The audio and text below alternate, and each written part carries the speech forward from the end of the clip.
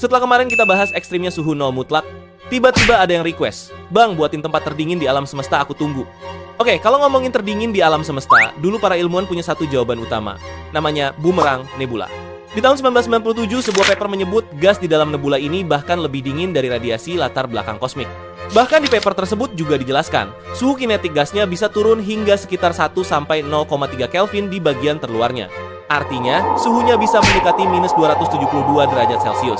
Dan saat itu, ini dianggap sebagai tempat paling dingin yang pernah ditemukan di alam semesta. Tapi khusus yang terbentuk secara alami, bukan di laboratorium. Kenapa bisa sedingin itu? Karena gasnya mengembang super cepat, sampai energinya habis dan suhunya jatuh ekstrim. Tapi justru disitulah menariknya. Karena kalau kita masuk ke laboratorium, manusia ternyata berhasil bikin yang lebih dingin lagi.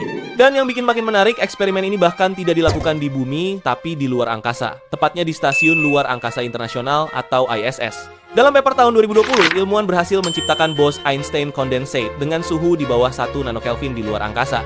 Dan di paper tersebut juga disebutkan, dari hasil pengukuran ekspansi atom, suhu efektifnya hanya sekitar 231 picokelvin. Bahkan di arah lain sekitar 720 picokelvin. Itu sekitar 2 kali 10 pangkat minus 10 Kelvin. Nilai ini secara kasar miliaran kali lebih dekat ke nol mutlak dibanding nebula tadi. Jadi, sampai saat ini, itulah titik terdingin di alam semesta yang berhasil kita temukan.